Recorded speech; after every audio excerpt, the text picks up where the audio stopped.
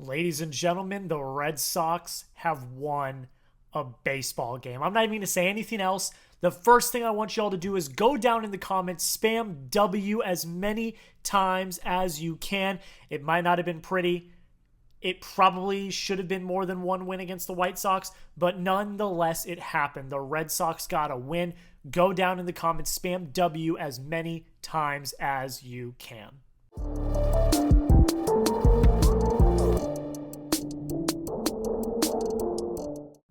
Welcome back into the Red Sox Rundown. I am your host, Jack, and today we are talking about the Red Sox taking the series finale against the Chicago White Sox. We also have some injury news on Richard Fitts, as well as some interesting roster construction that Alex Cora went about on Sunday.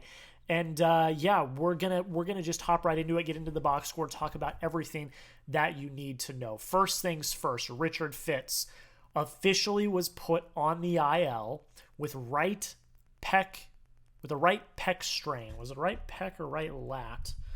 Pretty sure it was right pec. Right pec strain. So Fitz is headed to Boston, getting an MRI today on Monday at the time that you guys are watching this.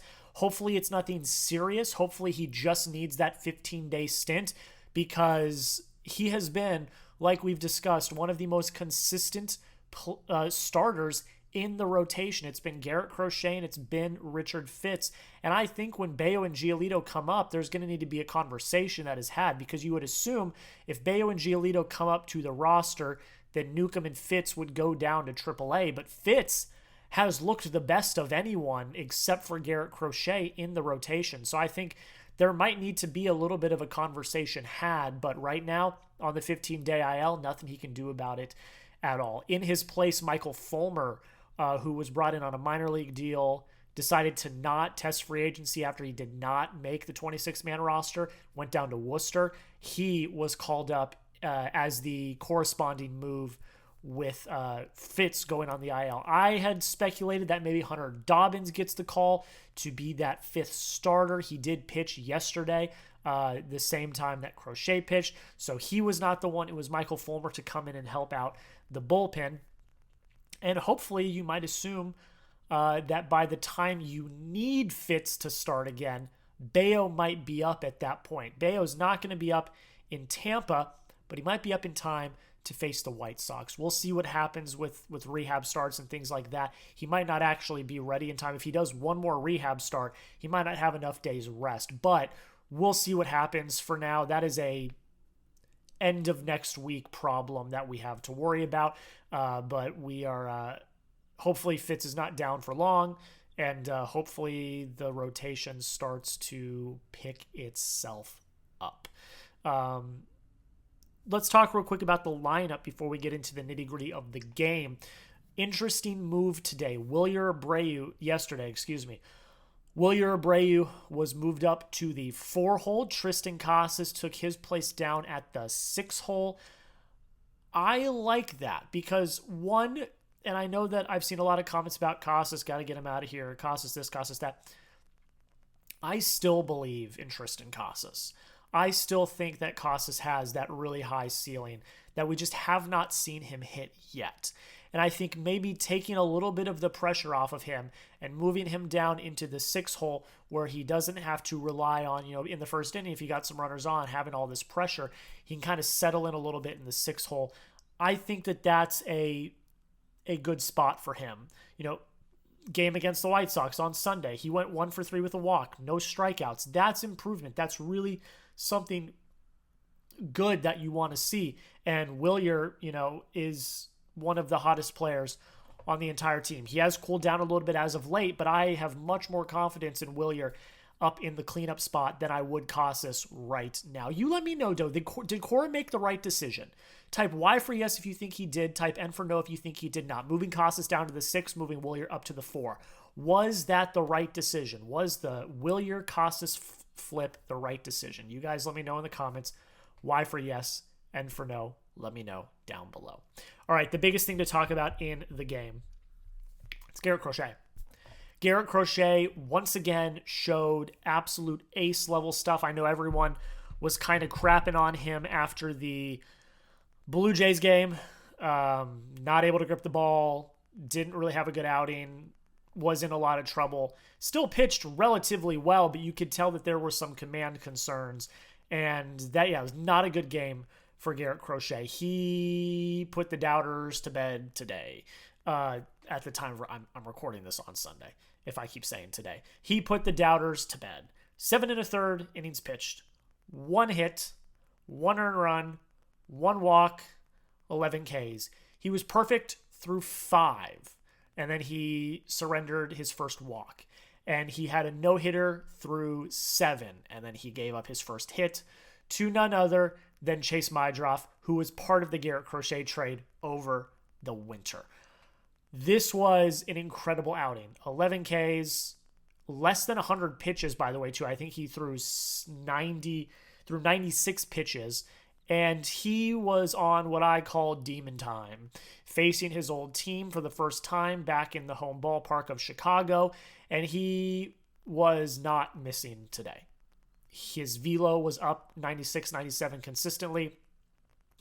He had really good command for a majority of the game, and he, one, wanted to put the doubters to bed after that kind of lackluster Toronto start, and 2, wanted to put the Chicago Cubs to bed, who he said a few days ago he had no sadness or anything about leaving Chicago. He was like very happy to be in Boston, kind of a little bit of a diss toward the White Sox. So he threw like an absolute stud. He threw like an absolute ace, and this was the Garrett Crochet we saw in Baltimore. This is the Garrett Crochet that we are going to expect to see for the rest of his contract extension with the Red Sox. I love watching him take the mound every 5 days, and it was an absolute treat to watch him today have a perfect game through 5, no-hitter through 7, absolute dominance. Absolute dominance. It was so awesome to see. It was really, really great. The lineup, actually, we'll talk about the lineup here in a sec. Let's talk about the rest of the pitching. Whitlock comes in to relieve Crochet in the 8th. 2/3 innings, 2 hits, 1 K. It got a little dicey there for a second. There was 2 runners on with 1 out in a 1-run ball game. And Whitlock was able to clutch up. He was able to strike a guy out and then get an out to end the inning. Got very dicey there. I was going to absolutely lose full if you get that incredible outing from Crochet and then they crumble. I was going to lose full. Thankfully, they did not. Thankfully, they came in and locked it up. Chapman comes in for the 9th. He sacrifices 1 hit, strikes out 2. He was pumping absolute gas today, and the Red Sox get the win. Before we talk about the offense, before we talk about the lineup, if you love the Red Sox, if you love the news, rumors, everything surrounding the Red Sox, injury updates like the one we had on Richard Fitz today, and recaps after all 162 games, please consider hitting that subscribe button. At the time of recording this, we are sitting at 1,389 subscribers. We are 11 away from our next goal of 1,400 subscribers. If you have not already, please consider hitting that subscribe button. And if you have already hit the subscribe button, send that link to a friend that is also a Red Sox fan. I guarantee that they're going to fall in love with this channel like you have. Let's talk about the lineup. Better day. 9 hits, 7 Ks. That's what you like to see. You love to have more hits than you do Ks. 2 walks, 3 runs scored.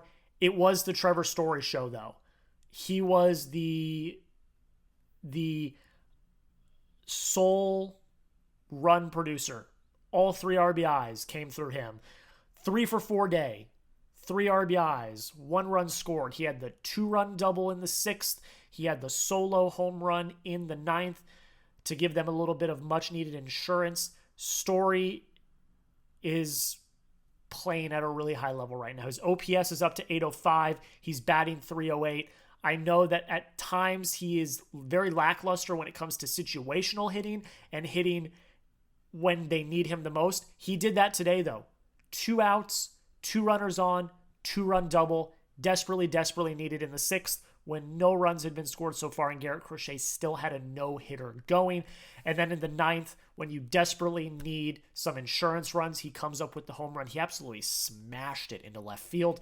And that's a good sign to see that he had a better approach at the plate today, especially when there were runners on and especially when they desperately needed some clutch hitting. The Red Sox today went 2 for 5 with runners in scoring position. They left 7 runners on base. Fine. Okay. Fine. I still like the Red Sox today. It was unfortunate because there was a lot of loud outs, especially at the beginning of the game. They were hitting the ball really hard. I think they had 5 balls put in play over 100 miles an hour exit velo in the first 2 innings. I think all of them were outs except for 1. You can correct me if I'm wrong, but it was around that area. So the Red Sox today had a much, much, much better approach at the plate. They were making a lot more contact, a lot more solid contact. It just really wasn't going their way. So today was more of an unlucky offensive day. It was not a lot of strikeouts. It was not a lot of really terrible approaches at the plate. It was a lot of loud outs that just did not go the Red Sox way. Jarren Duran struggled a little bit, 1 for 5 with 2 Ks. He had 2 runners. It was either 2 runners on or bases loaded in the 9th, and he popped out. Yeah, not what you want to see. At least he made contact. Devers went 0 for 4 with 2 Ks again today. Not a great day for Raffy, but he will come around. Bregman went 2 for 4 today, which was great to see. I was criticizing him yesterday, and he did come up clutch today, 2 for 4 with a run scored. Wilyer, 0 for 3 with a walk and a K. The first time in the cleanup hole. But that first out was a really loud out. He absolutely scorched a line drive to the first baseman. So, again, loud outs. Not going to get on him too much for that. We talked about Story. Casas went 1 for 3 today with a walk. Better day for Casas. Better approach. No strikeouts. That's what you like to see. Kristian Campbell went 1 for 4. His OPS is now at 900, so he has dipped since the start of the season, but he was never going to keep up that really ridiculous pace that he started the season with, so that's okay. Carlos Narvaez, 0 for 4 with a K, but he's kind of the best you got. He did strike out on a passed ball, and he ran to first. He did get drilled in the back of the head, and that was a little scary because he looked a little dazed for a second, and that's the last thing you need right now because you cannot rely on Blake Sable to do anything. And yes, Yasmani Grandal is now in Worcester, so he should be called up any day now, but glad that Narvaez was okay because if he's not going to hit, at least he's going to be a solid defender, and that's all you can ask for. Rafaela, 1 for 4 with a K. It's Rafaela. It kind of is what it is. But end of the day, 35 at-bats. You have more hits than you have Ks, a lot of really solid contact, a lot of really loud outs. That's progression that you want to see. You cannot have the double-digit strikeouts every single game, and the fact that they were showing better approaches at the plate today led to them putting more balls in play. More contact equals more opportunity to get on base, which equals more opportunity to score. They were able to come up clutch and score a few runs today to give some insurance to Garrett Crochet, then Whitlock, then Chapman to end the game. Okay, so we move on. They're heading to Tampa. 3-game series, I think. 3-game series against the Tampa Bay Rays. Tampa Bay, and then Thursday starts the 4-game series against Chicago. So, I believe it's Houck, Buehler, Newcomb. That should be your 3 starters for this series. Don't know what the probables are for Tampa Bay. You let me know down below in the comments. Predict the Red Sox record in this series. So it can be 3-0, 2-1, 1-2, 0-3. Let me know down below in the comments. I'm going to go 2-1. The Angels kind of put a beating on the Rays this past week, and I feel good about that. From what I saw, Steinbrenner Field, a lot of homers are flying out of there, so I would expect for some home runs to fly out. I'm going to go 2-1 Red Sox. They take that momentum back to Fenway in a 4-game series against the White Sox where they actually start mashing and actually start hitting. That's my cautiously optimistic prediction, but you let me know in the comments. Predict the Red Sox record in this 3-game series. That's pretty much it, guys. That's where we're going to end it today. Thank you all so much for watching. Again, if you have not already, please consider hitting that subscribe button. It really does mean the absolute world. Help us get to 1,400 subscribers. We are recapping every single Boston Red Sox game, all 162. You don't want to miss it. Hit that subscribe button. And until next time, go Sox.